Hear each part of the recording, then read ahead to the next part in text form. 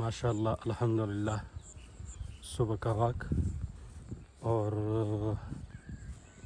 इसी घास के ऊपर चलना ये सेहत के लिए इंतहाई ज़रूरी है।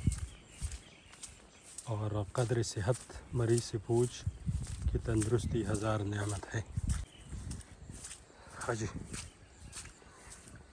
दा मलगरू तसो गोरे माशाल्लाह ज़बरदस्त दा द सहर वाक थे او بیا په دې یخو او په دې شینکي باندې ګرځېدل دا د صحت لپاره ډېر زیات ضروري دي. دا تاسو ګورئ ماشاءالله ماشاءالله بارک الله.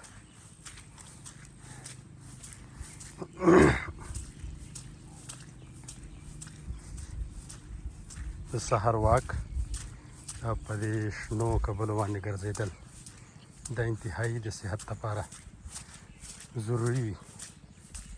په دې باندې ګرځېدل پکار دي. که د چا په کورونو کې چمنونه وي او که د چا د کور خواته داسې ګروڼونه وي چې په هغې کې د شینکۍ ټکېدلی وي نو په دې باندې سهار وختي ګرځېدل دا د صحت لپاره ډېر زیات ضروري دي.